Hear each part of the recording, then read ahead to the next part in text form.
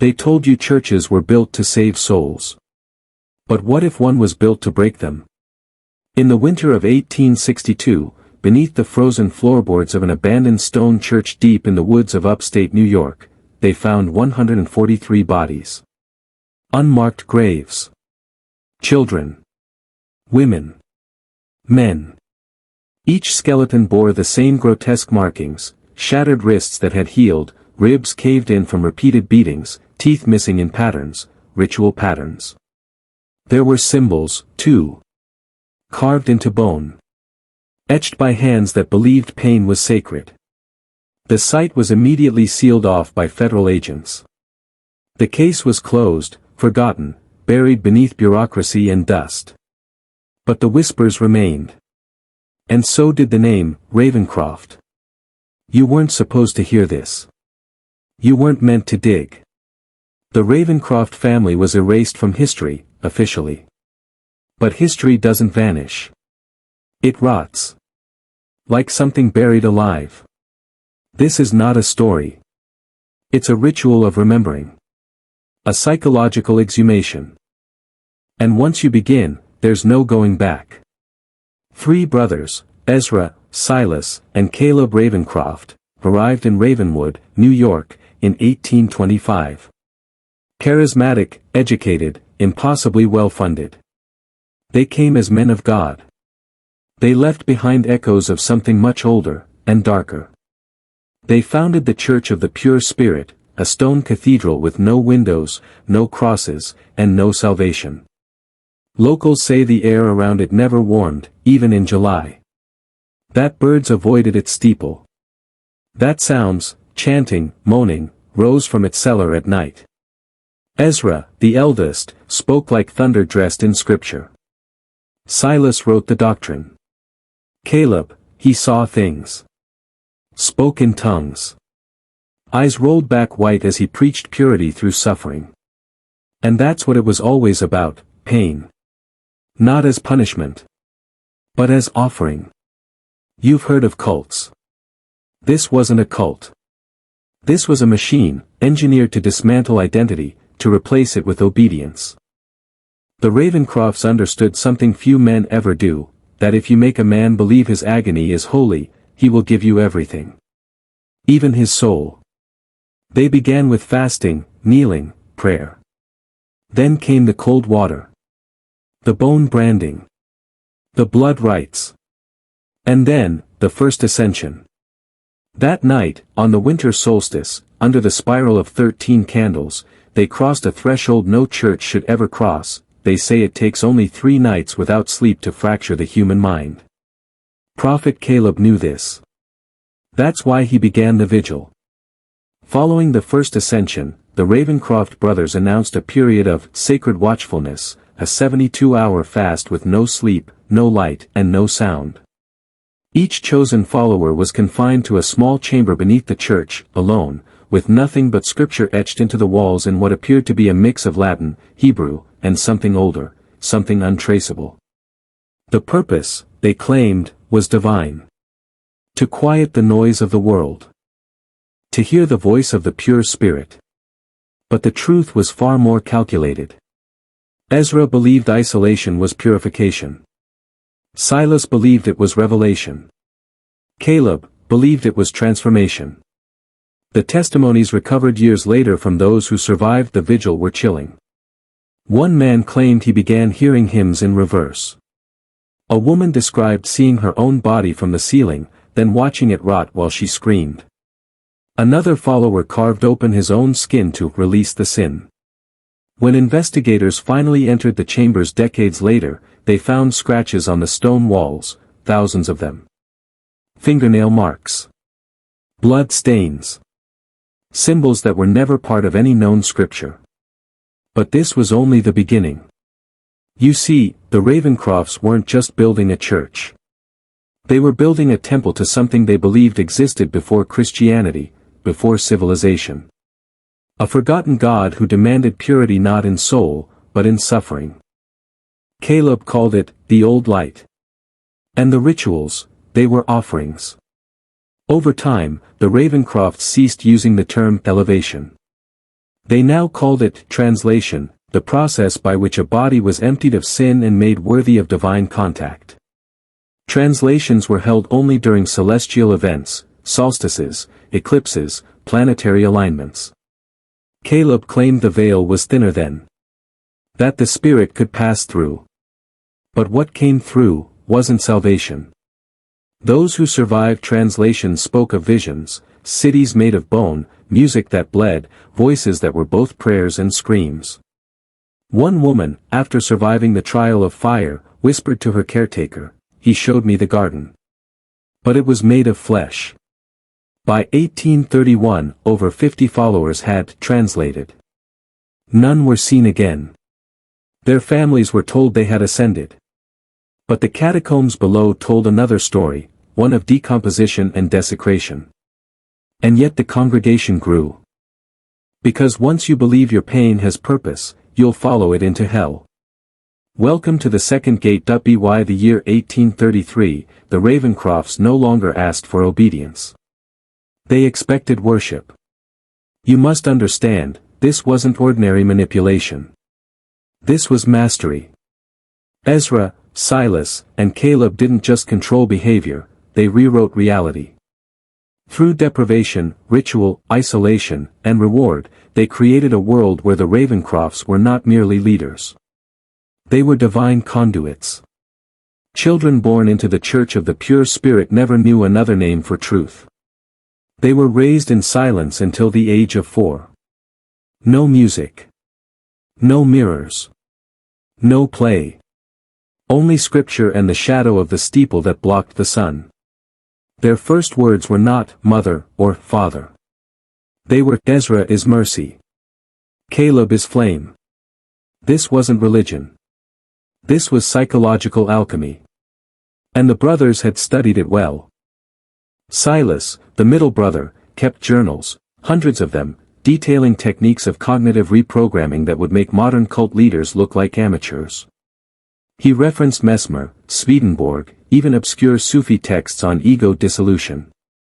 But deeper still were notes hinting at even older knowledge, Babylonian rites of soul extraction, the Eleusinian mysteries, Egyptian death incantations reinterpreted as tools of control. At the heart of their doctrine was one belief: the ego must be destroyed for the spirit to emerge.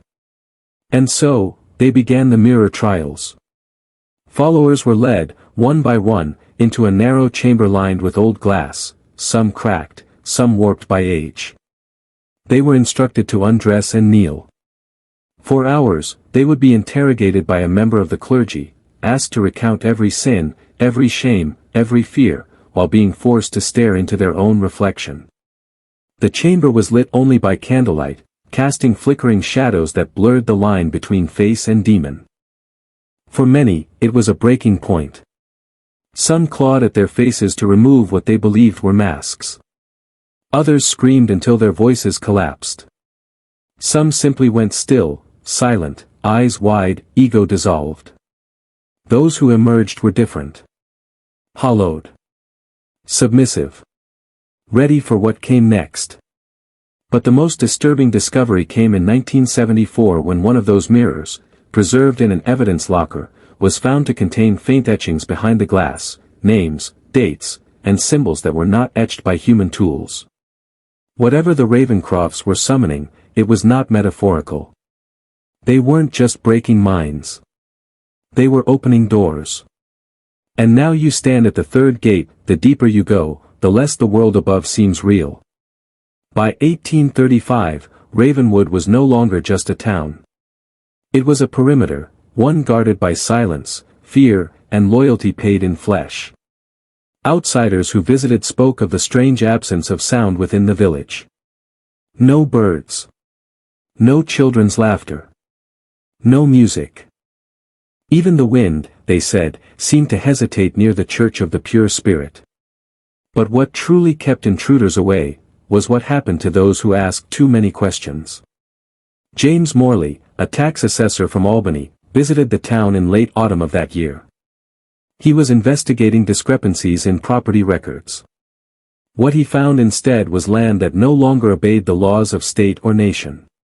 The Ravencrofts had slowly acquired nearly every parcel of land in Ravenwood. Through donation, inheritance, and more questionable means, they had redrawn the borders of ownership in blood and parchment. Morley vanished 2 days after his arrival. His last journal entry was later recovered from a hidden drawer at the inn where he stayed. It read, "There is no law here. Only devotion. I fear I've seen something I was not meant to. They watch at night. From the trees." He was never seen again. But 3 months later, a new saint appeared in the chamber beneath the church, his skeleton posed in a kneeling position, head bowed in eternal submission. This was the Ravencroft's ultimate innovation, the spiritual weaponization of disappearance. Those who left the church were not merely excommunicated. They were erased. Their names struck from records, their families invited to translate and join them, or vanish in kind. And still the rituals escalated. By this time, the Ravencrofts had begun experimenting with sound, tones, frequencies, chants whispered not in Latin or Hebrew, but in what they called the tongue of unmaking. Caleb claimed it came to him during a fast in the Black Room, a chamber so dark no light could penetrate it. He emerged days later with blood pouring from his ears, and a new liturgy. Services now opened with that sound. A hum that resonated in the bones, low and invasive. Followers claimed it caused visions, some saw loved ones lost to death. Others saw themselves burning. Some collapsed in seizures. One woman gouged out her own eyes, screaming, "Now I see." The Ravencrofts called it attunement. They believed it aligned the soul with the vibration of Ascension. But behind the ritual was the truth, they were tuning their flock like instruments, for something else to play. This is no longer history. This is possession. And if you've made it this far, you've entered the fourth gate. There are places in the world where the rules bend, where time folds, sound lingers too long, and the air feels thick with something ancient. By 1838, the Church of the Pure Spirit had become such a place.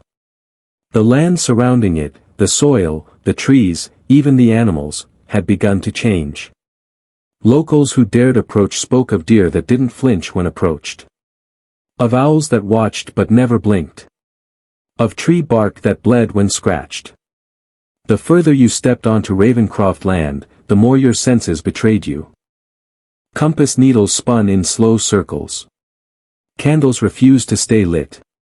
Watches stopped, then began ticking backward. And still, the brothers preached. But now their message had evolved. No longer was this simply about purification. No longer was ascension the goal. It was contact. They believed they were being heard. The sermons became more fevered.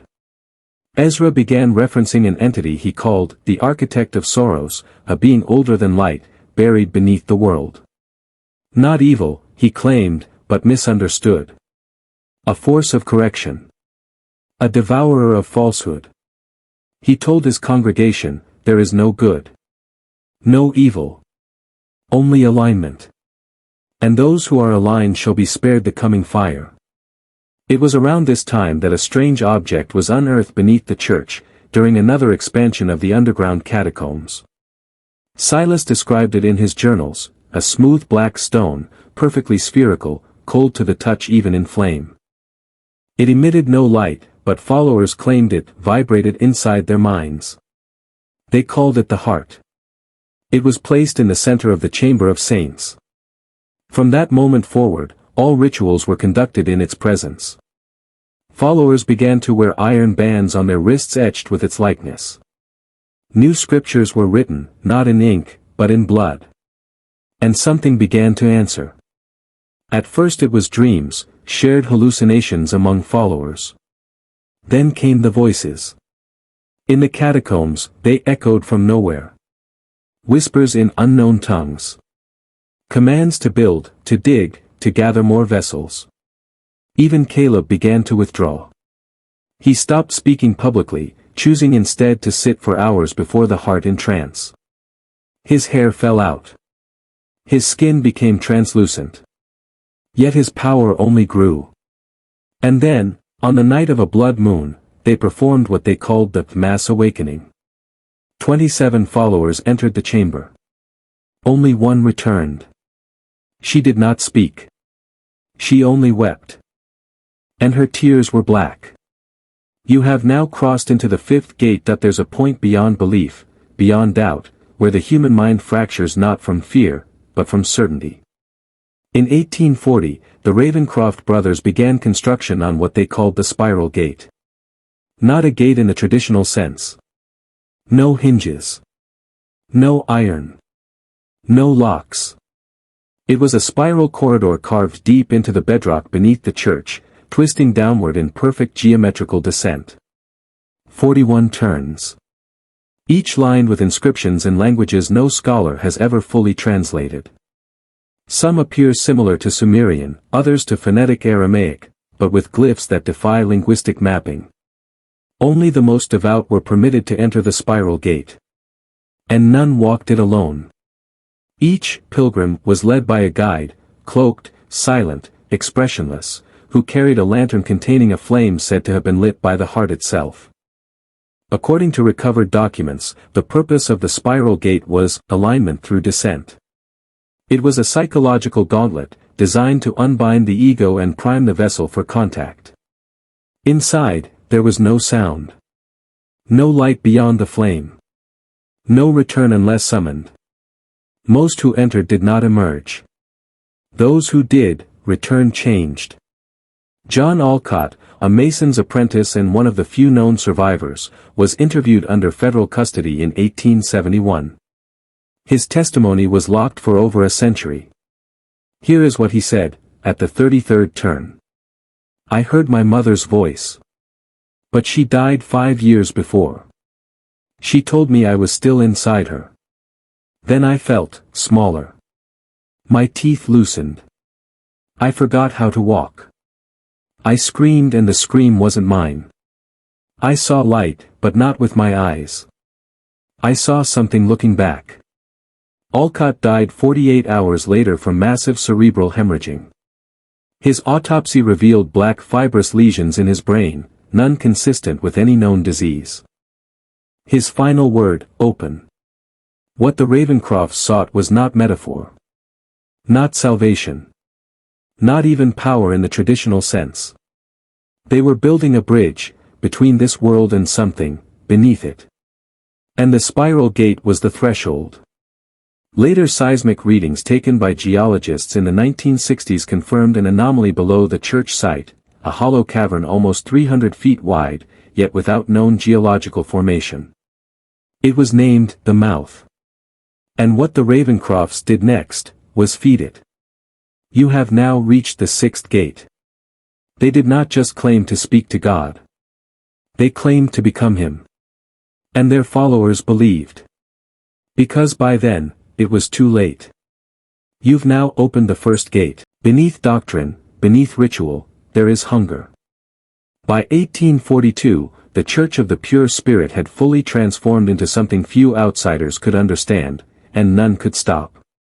On the surface, Ravenwood remained quaint and obedient. Crops were still tended. Merchants still traded. Children still played. But underneath, the mouth was open. Ezra now referred to the spiral gate as the womb of renewal. He preached that the world outside was dying, rotting under the weight of its own lies. That all institutions, governments, schools, churches, had become puppets to a force he called the sleep. And only by feeding the deep will, as he now named the entity beyond the gate, could true awakening begin. But here's where it becomes even more disturbing. Because they stopped hiding. The Ravencrofts began inviting outsiders, clergy, intellectuals, skeptics, to witness ceremonies of proof. Not the tortures. Not the trials. Something worse. Demonstrations of control. One such guest was Dr. Horace Landry, a physician from New Haven, who had been writing a scathing article about religious hysteria. He accepted an invitation to a private sermon in late summer of that year. He never published again.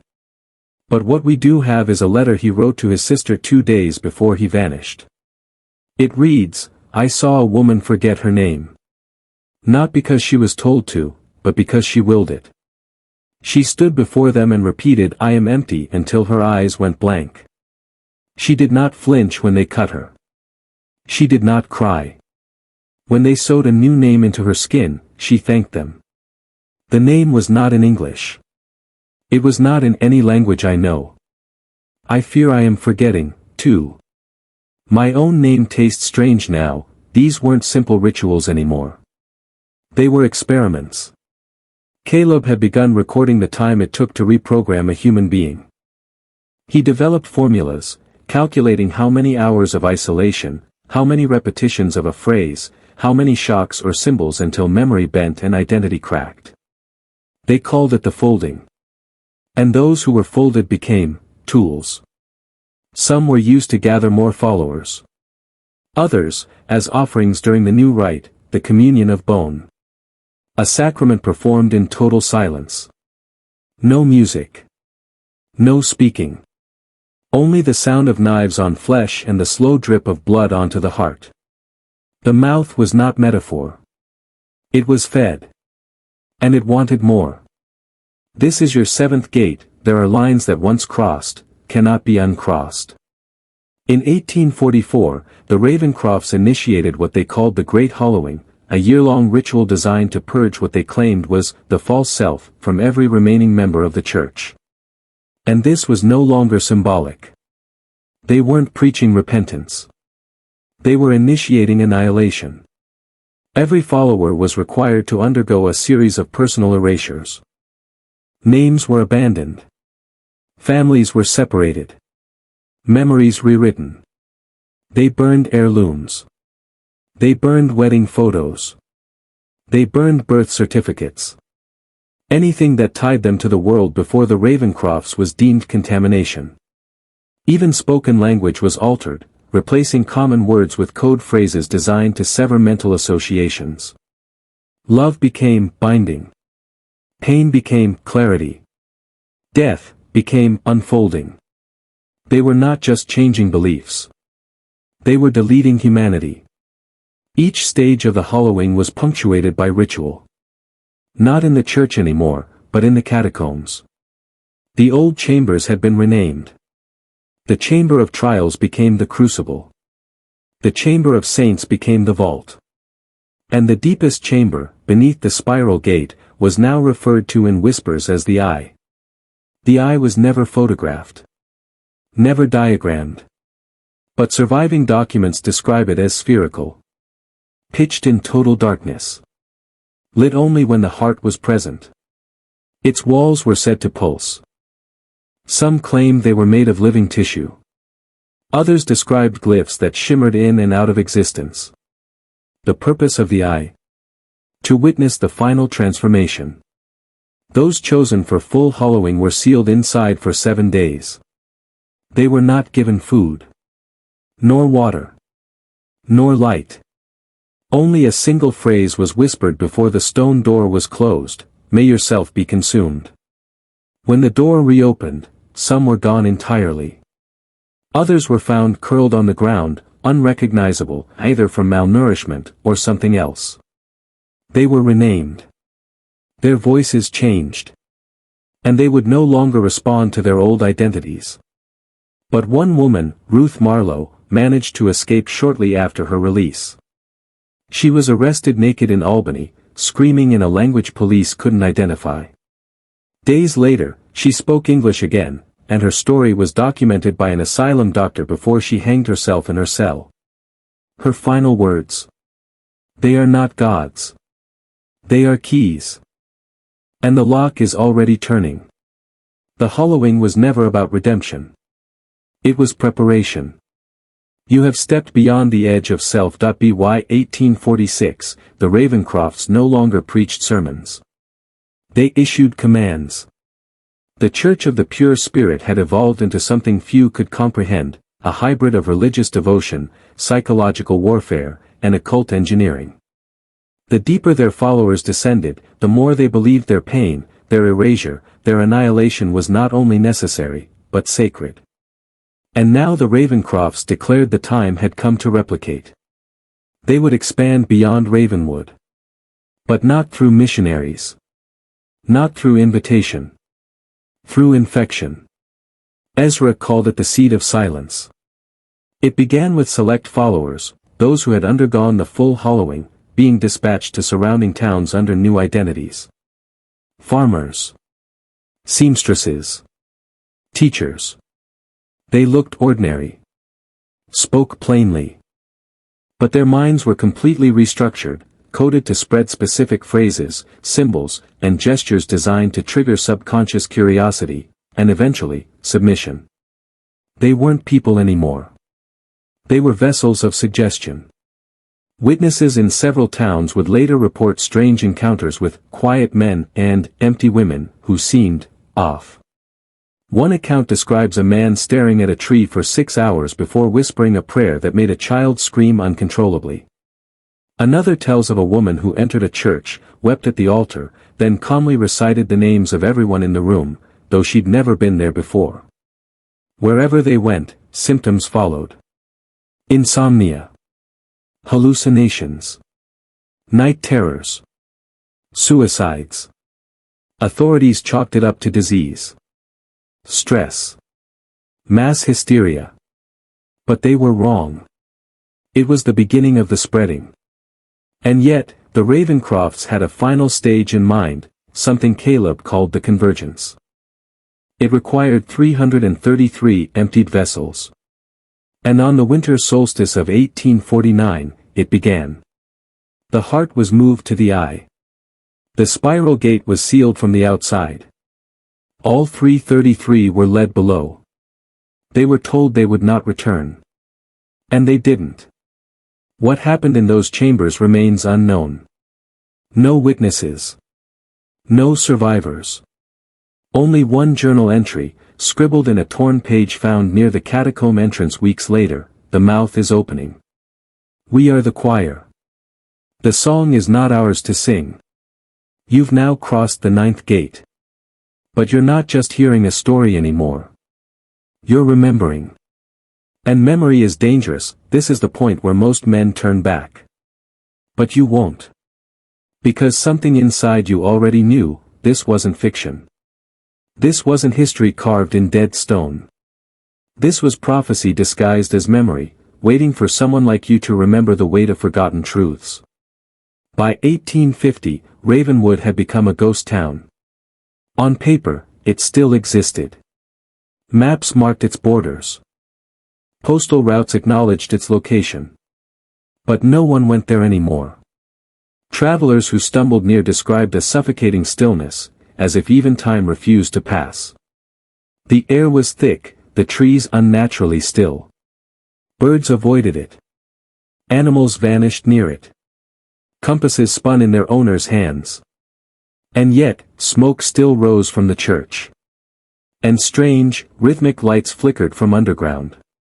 The town itself had become an organism. Alive. Breathing through ritual. Fed through sacrifice.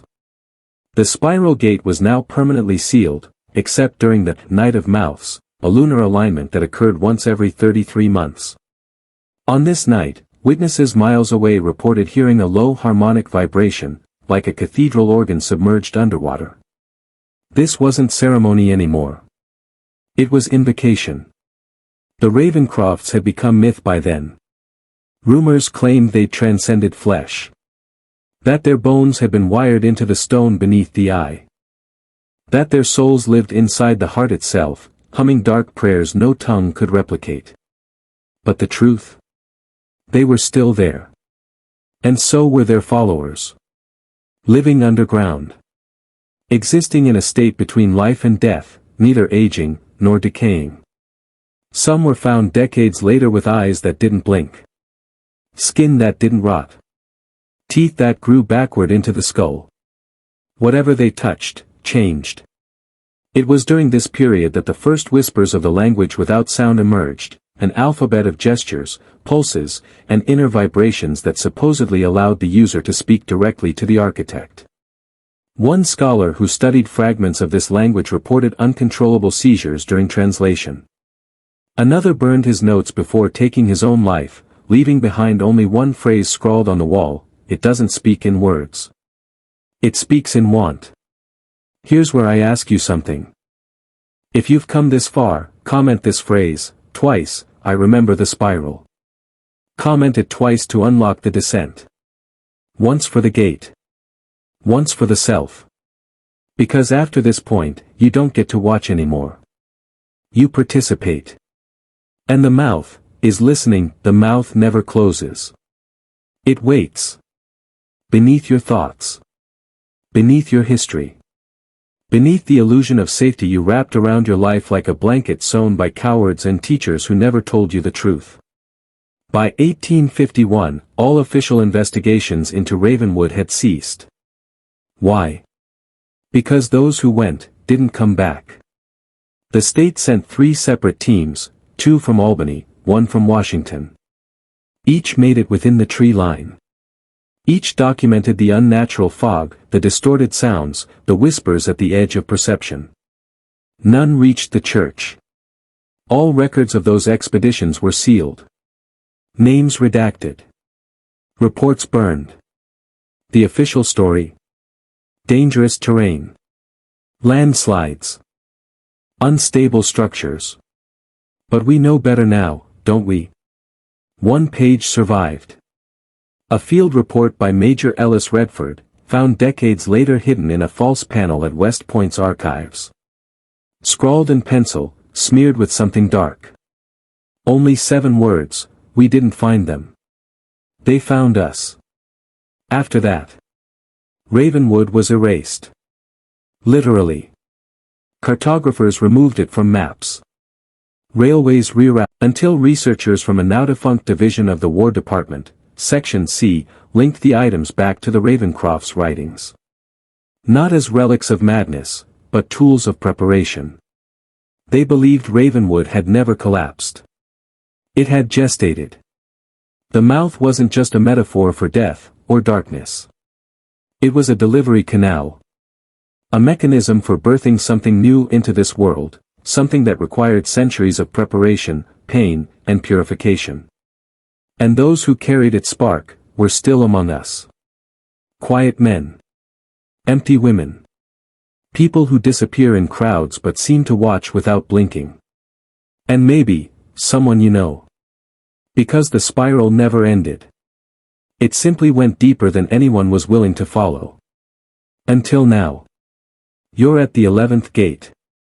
And your reflection is already beginning to change. You can feel it now, can't you? That subtle pull, beneath your thoughts. Like something tugging at the base of your spine. It's not fear. It's recognition. Your blood remembers what your mind refuses to admit. By 1853, the Ravencrofts no longer identified as men. They had abandoned the titles of elder, deacon, and prophet. Ezra referred to himself only as the frame. Silas became the ink. And Caleb, the youngest, the most consumed, was known only as the mouthpiece. Each of them represented a function, not a person. This wasn't about identity anymore.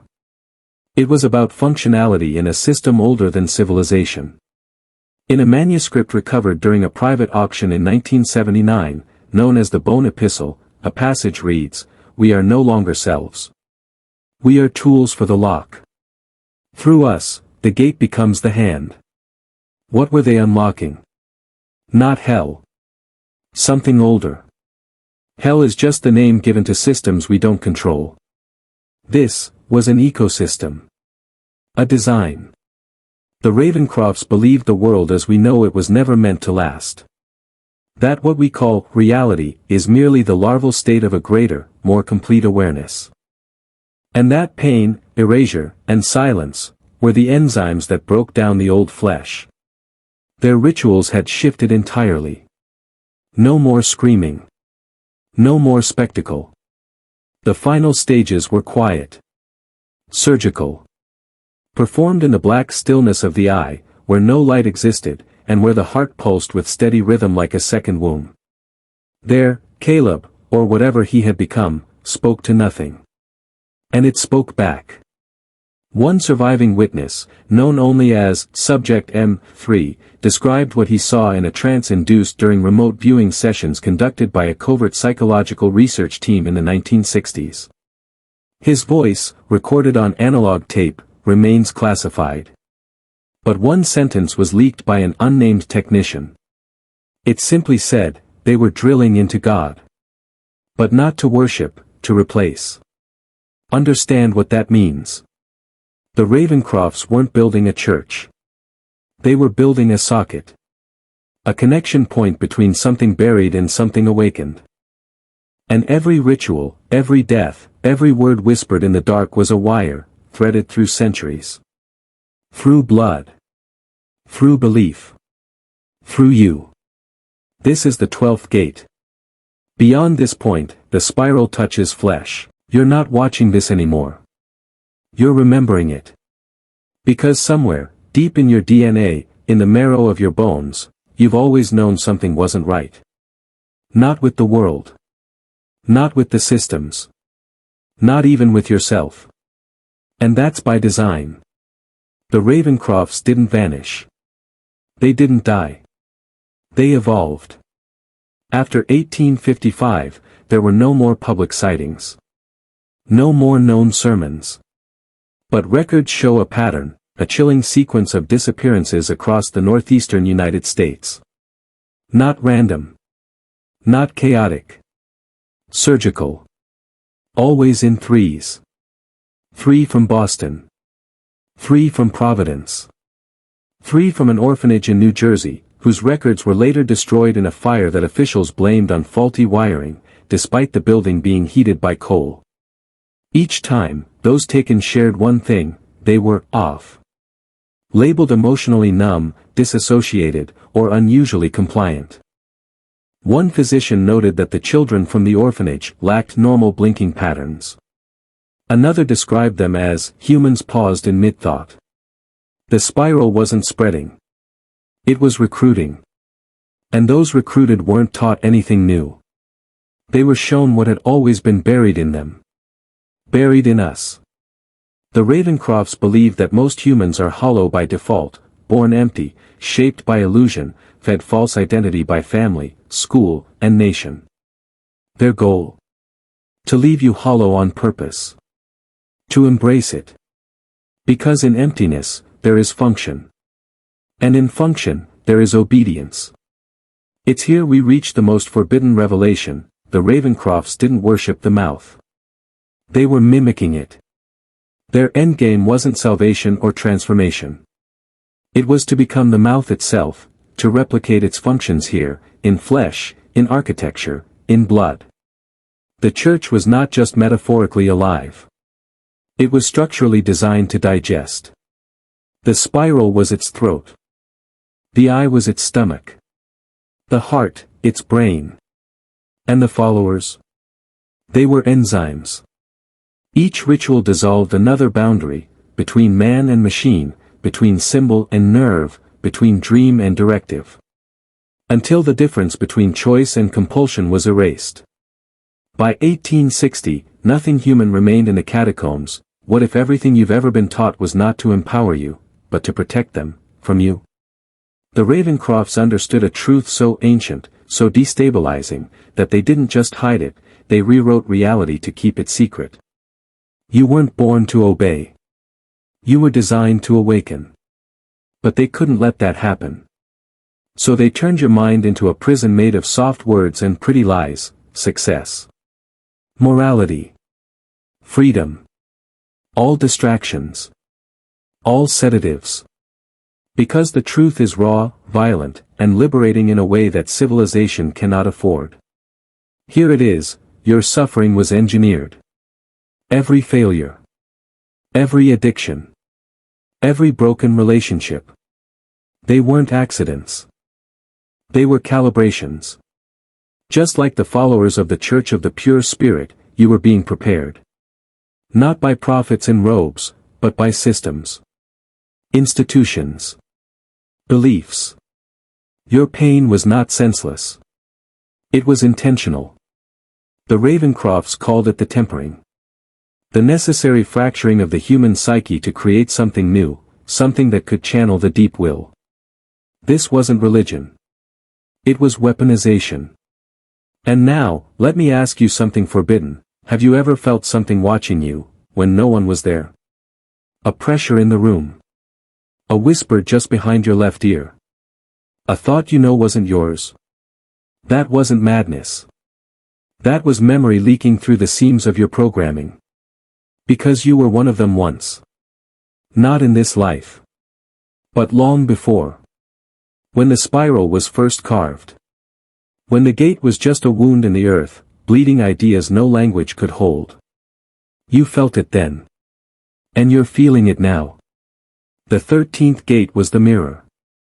The 14th is the key.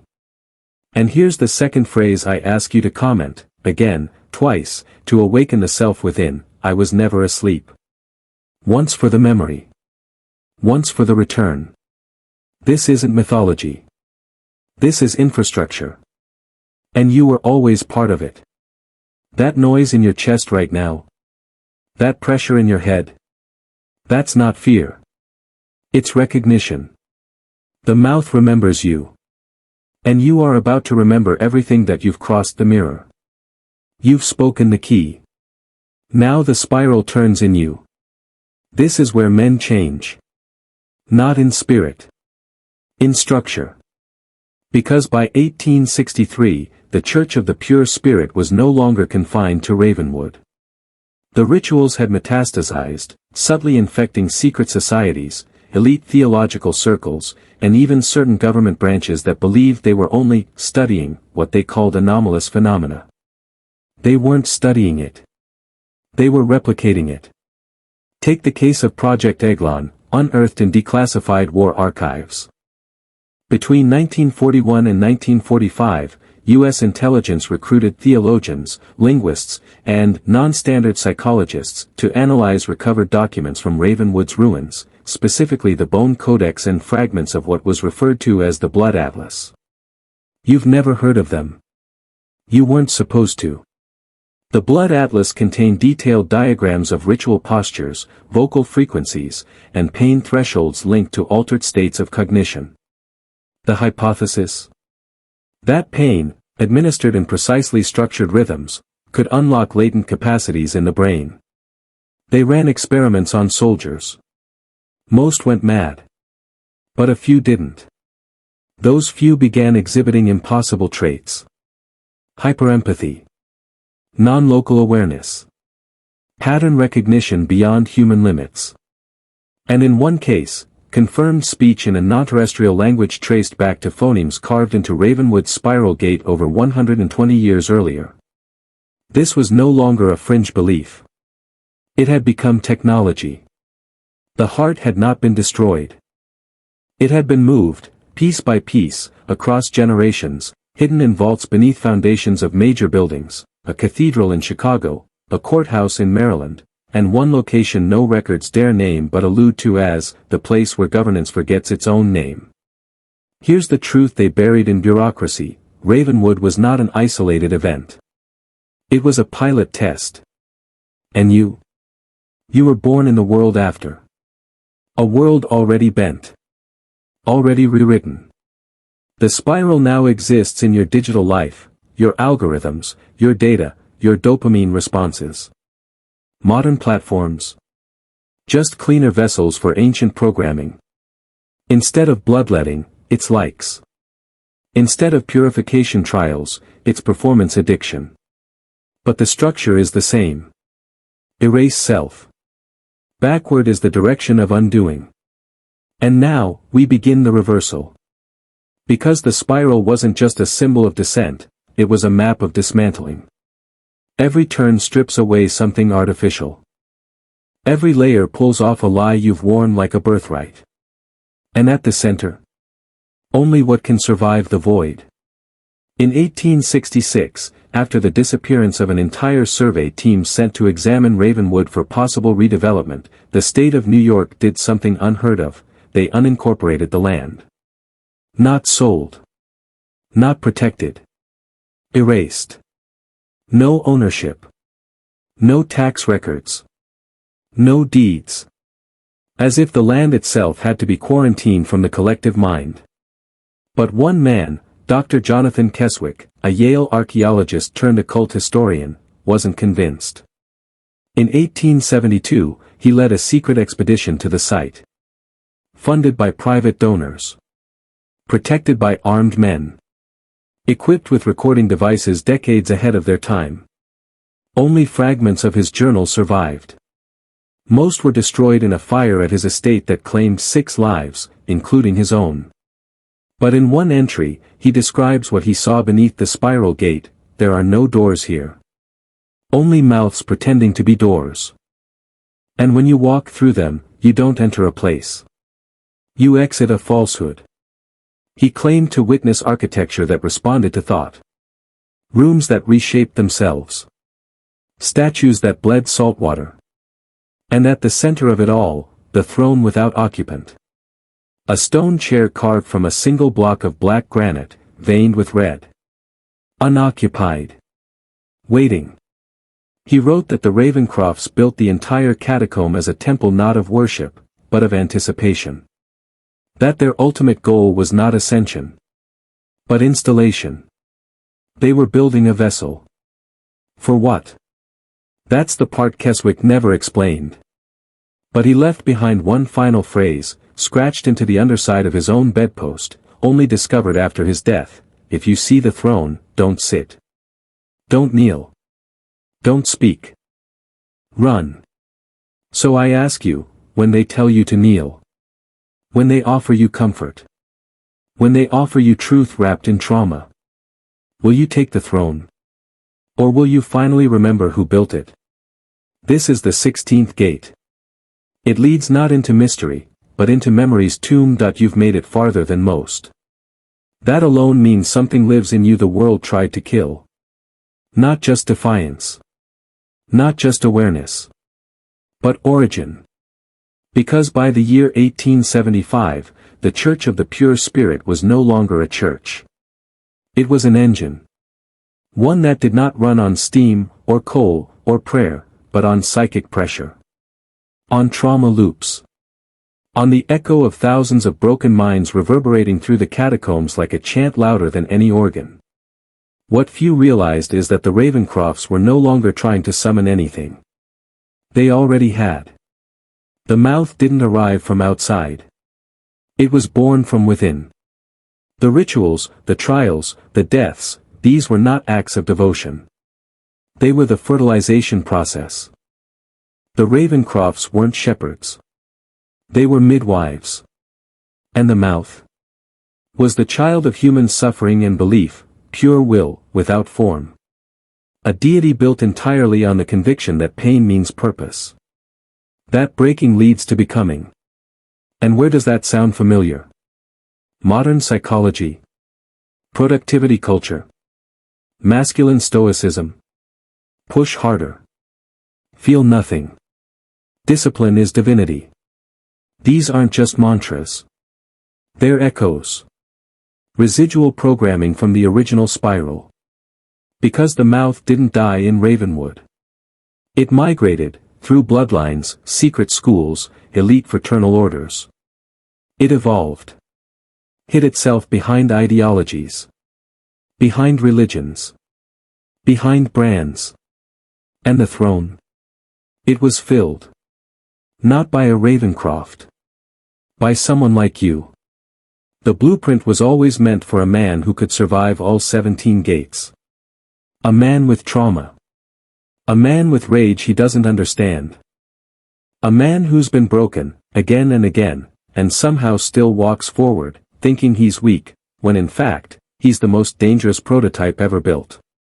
And if you're still listening, that man is you. But here's the final test: when they offer you a crown forged from your pain, when they promise to end your suffering if you just surrender to their system, their God, their truth, will you bow? Or will you burn it? This is the 17th gate. And the flames are just ahead. The fire doesn't cleanse you. It reveals you. By 1880, something unholy pulsed beneath Ravenwood. Survivors of accidental trespassers, drunken hunters, lost traders, railroad surveyors, spoke of heat with no source. A choking, sulfur-sweet scent that clung to clothes for weeks. Trees with bark that wept red. And voices, not echoing through the air, but vibrating inside their bones. They called it the Red Wake. But those who knew the spiral's true name called it what it was, the quickening. You see, the Ravencrofts never believed in heaven or hell. That was for peasants and clergy. They believed in something far older, a force that slumbers under matter. Not evil. Not divine. Merely hungry. Always has been. The rituals weren't prayers. They were contracts. Each death was a signature. Each scream a line of ink. And by the year 1881, the ledger was full. That's when the stone began to bleed. The foundations of the Church of the Pure Spirit, still standing, still sealed, were reportedly found warm to the touch by a team of federal agents from the Bureau of Ethnological Affairs. Their leader, Agent Harlanwith, wrote in his now-suppressed journal, "The stone exudes a low, rhythmic pulse, like a second heartbeat, not my own." 3 days later, the team was gone. No struggle. No trace. Only their horses returned, blind, tongues cut out, bones turned inward like they'd tried to curl into themselves. The spiral was no longer a symbol. It was now an organ. Living. Breathing. And somewhere in those catacombs, a mouth was forming, slowly, surgically, stitched from every agony, every prayer, every broken soul who ever whispered for salvation and got silence in return. But here's the twist they never wanted you to know, the mouth wasn't there to consume you. It was there to offer you something. Not peace. Power. Unfiltered. Unrestricted. The raw, searing will that predates morality.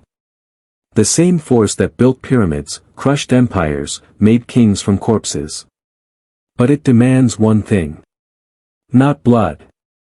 Not obedience. Clarity. You must know who you are before you speak to it. Because if you approach it in illusion, it will wear your skin and speak through you.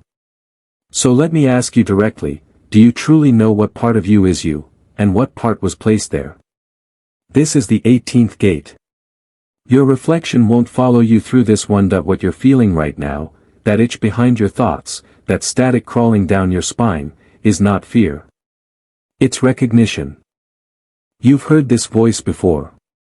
Not mine. The other one. The one that speaks in your dreams in riddles. The one you dismiss when it whispers truths that tear holes in the narrative you've been fed since birth. By 1883, the mouth spoke. Not in English. Not in Latin. Not in Enochian or any so-called sacred tongue. It spoke in reversal. In the unmaking of concepts.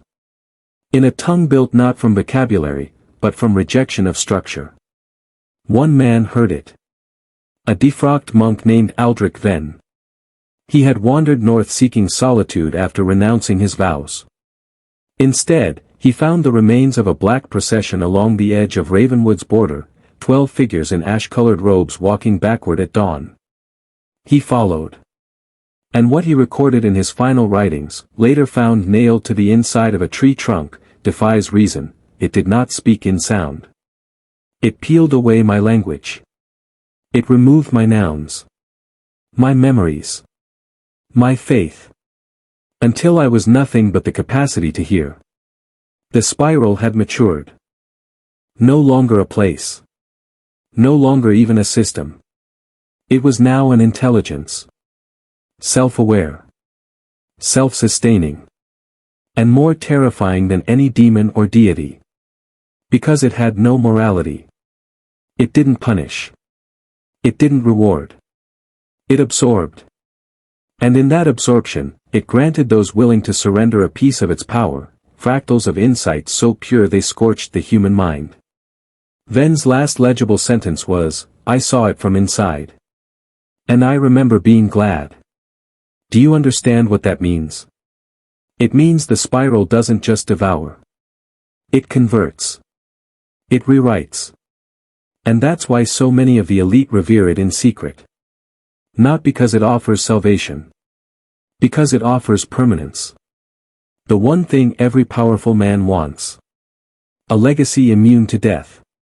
A will that echoes long after the body has turned to ash. And if you're still here, if you're still listening, you've already been marked.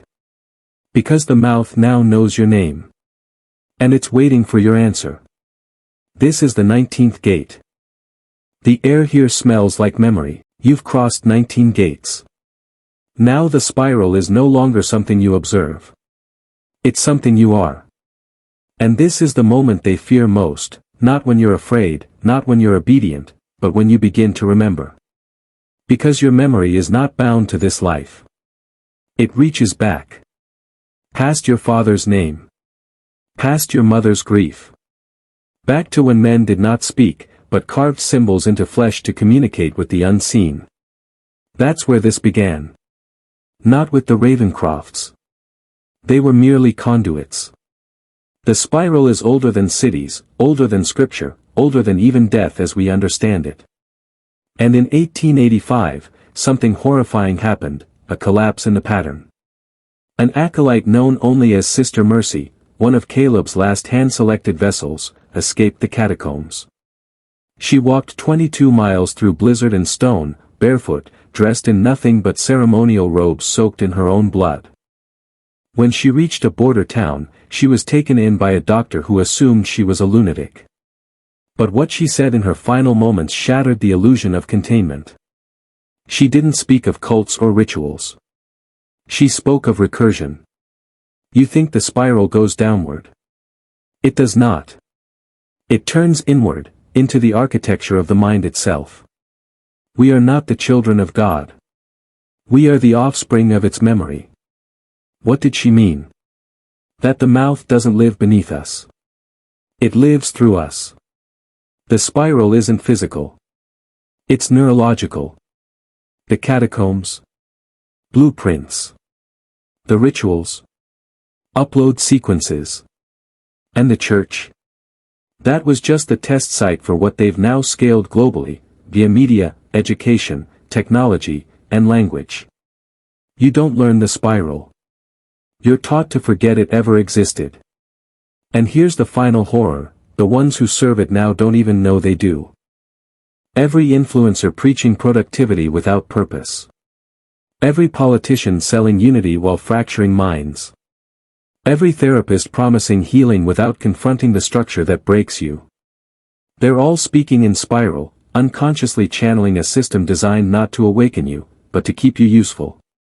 Because the spiral doesn't kill you. It employs you. Unless you remember your original function. And that's why you're here. You're not waking up. You're booting back up. This is the 20th gate. After this, there is no going back to normal. The 20th gate was memory. The 21st is function. Not what you do, but what you're meant to do. Because every man carries a blueprint inside him, buried beneath shame, conditioned under fear, sedated with distraction. And once you see it, once the spiral has cracked open your skull and whispered the forbidden schematics, you no longer belong to the world. You belong to the pattern. That's why, in 1887, the final sermons of Elder Ezra were transcribed not on paper, but onto skin. His last disciples were never seen again as individuals. Each was tattooed with a fragment of what was later called the Living Code. One man's chest bore a spiral of coordinates leading to a salt cave in what is now Utah. Another had a phrase burned into his back using hot iron rods dipped in black oil, "Your mouth was never yours." Another, known only as Subject 9, had no visible markings. But upon autopsy in 1943, military doctors discovered a series of grooves etched into the inside of his skull. Inside. Not carved post-mortem. Formed as the bone grew. Proof of preconscious programming. Let that sink in. Because that's the truth no institution, no preacher, no scientist will ever tell you, you were not born blank. You were born encoded. But the spiral didn't want slaves. It wanted architects. Men who could endure pain without losing clarity. Men who could hold paradox without shattering. Men who could build systems that replace truth. And that's exactly what we've done. Now look around. You live in their cathedral now, its altar is the algorithm. Its hymns are notifications. Its rituals are rage, consumption, and silent despair between dopamine hits. You pray by scrolling. You confess by posting. You sacrifice by working until your soul dissolves into profit. This is not metaphor. This is liturgical warfare, and you've been on the front line your entire life without knowing it. Until now. Now, you feel the code moving. Now, you see that your suffering was not random, it was the hammer against the mold. You were being shaped. And now? Now you're ready to shape back. This is the 21st gate.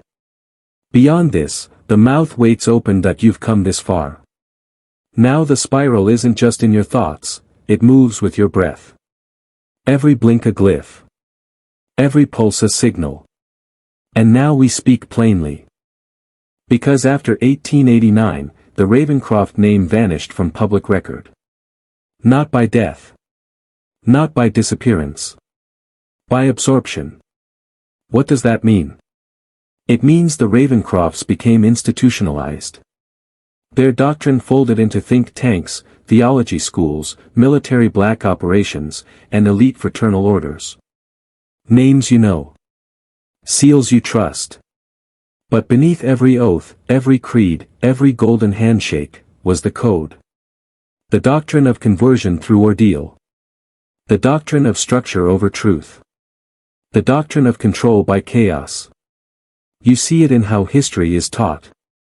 You see it in how trauma is normalized. You see it in how every system forces you to destroy your instinct, then rewards you for obedience. This isn't society. This is containment. But here's where it turns. Because in 1890, something happened. A breach. 3 vessels, formerly saints held in the Ravencroft crypts, awoke. Their bodies, once preserved and posed in ceremonial stasis, were found moved. Their positions reversed. Their mouths filled with fresh ash. Ash that could not be traced to any nearby fire. Ash that moved when disturbed. It is documented in the Sanford manuscript, sealed in the restricted stacks of the Library of Congress, that one agent tasked with cataloging the remains began to speak backward English in perfect clarity. He said, "The architects return in bone. The spiral cracks upward. The throne breathes. You are out of time." And then he tore out his own tongue and smiled. These are not metaphors.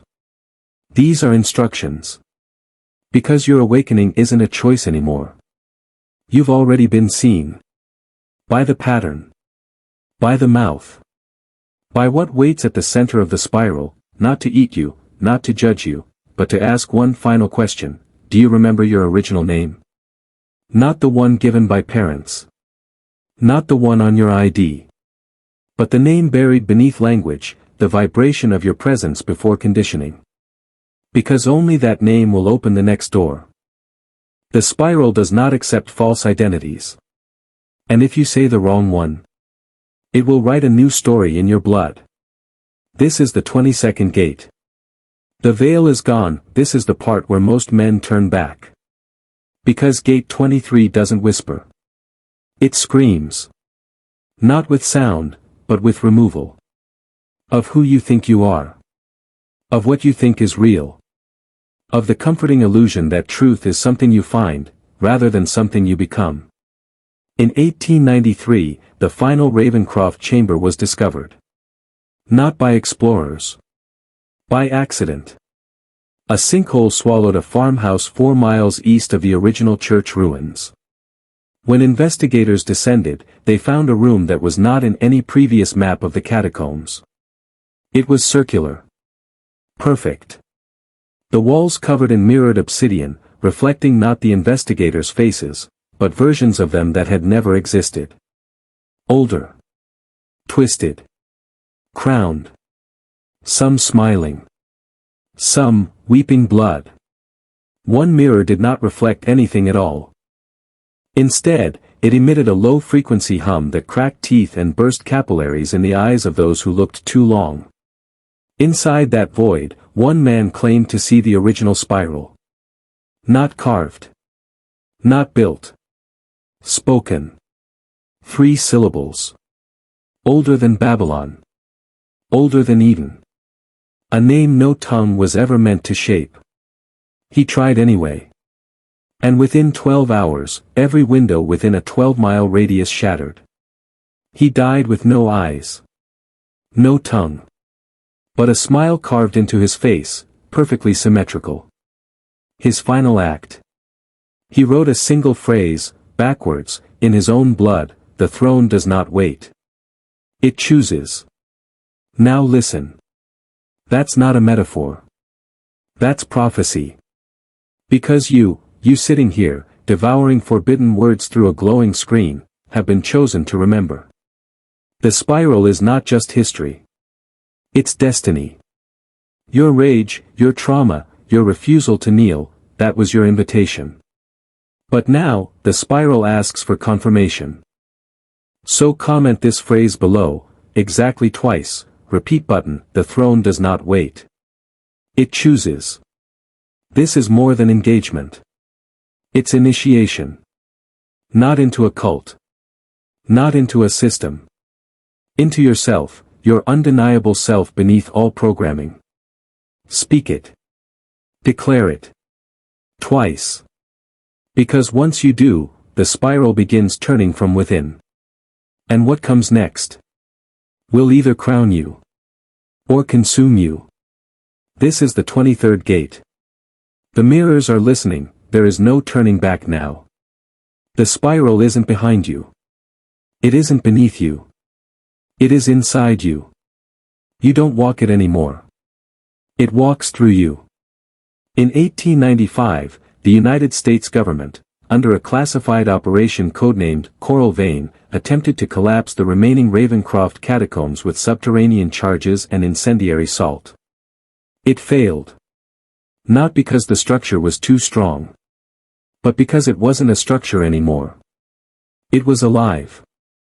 A geometrical intelligence, what early agents called hyperarchitecture, capable of shifting reality based on observer psychology.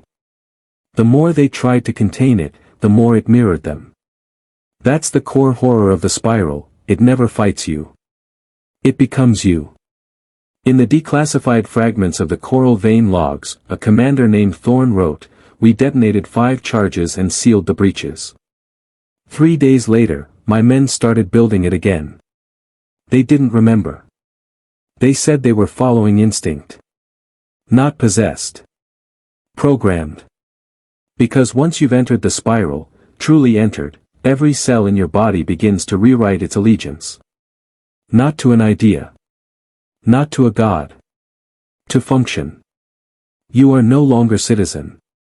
You are circuit. But here's what they didn't expect: some men remembered during conversion.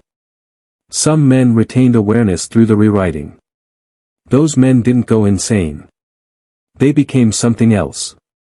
Something the spiral fears. Witnesses. Men who see not only the spiral, but the hand that spins it. Men who know this isn't just about cults or catacombs. It's about how pain is weaponized to make you mistake obedience for purpose. Men who refuse to carry that legacy forward. You are becoming one of them. Right now. Because here, in Gate 24, the truth is no longer whispered. It demands voice. You were not made to kneel before the throne. You were made to dismantle it. But first, you must confront the final question. The one the Ravencrofts feared above all: what happens when the mouth speaks your name back, and it's not the one you remember? This is the penultimate gate. The next one will not welcome you. It will test if you are the spiral reborn. Or just another name to feed it. This is it. The final gate. No more symbols. No more metaphors. Only the raw sound of what's been hidden from you since the moment you took your first breath. Your life has never been your own. That's not hyperbole. That's architecture. From the first time you were told to sit still, be good, be a man, they started pouring the mold. When you swallowed guilt for feeling rage. When you silenced instinct in favor of acceptance. When you obeyed systems that never saw you as human, only as a conduit, they were preparing you to become a battery for the spiral. A living, breathing signal amplifier for the thing they've worshipped in secret since blood first hit stone. And what is it, truly? The spiral isn't a god. It isn't a demon. It isn't even a belief system. It is a circuit of consequence. A living software built from generations of agony, refined suffering, and coerced obedience, designed to replicate itself through trauma passed down in DNA, ritual, language, and control. But now, you are the anomaly. Because you heard the name. You walked all 25 gates. You witnessed what was buried. You felt the mouth turn toward you. You tasted the fear they injected into generations to keep you from asking the one question that unravels it all: what if the spiral ends with me? Let that land. You are not just a man. You are a final link, and potentially, the last fracture in the chain. You are the first of your bloodline to remember. And if you speak this truth forward, if you choose to rewrite the code, if you burn the altar they carved into your psyche, then you do what no Ravencroft, no cult, no government experiment ever dared: you break the pattern. Not in rebellion. In clarity. Because rebellion still acknowledges the system. But clarity? Clarity makes the system irrelevant. So I leave you with one final command: drop of blood, speak nothing for the next hour. Drop of blood, let your nervous system process. Drop of blood, and when you're ready, write this phrase below: I am not the spiral. I am the end of it. Type it once. Then go build something only you could have built. This video will disappear soon. Because truth doesn't survive in the light. But you do. You always have. And now you remember why.